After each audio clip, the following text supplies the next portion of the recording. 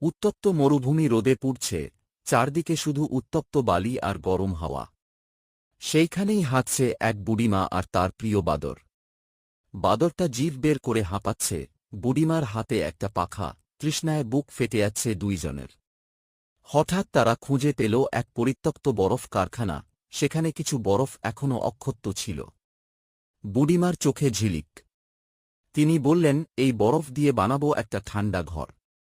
বাদর আনন্দে লাফাতে লাগল। দুজনে মিলে বরফ কেটে জোড়া লাগিয়ে বানিয়ে ফেলল ছোট্ট এক বরফের কুঁড়ে ঘর। ভেতরে ঢুকেই যেন অন্য জগৎ, ঠান্ডা, শান্ত আর সাদা।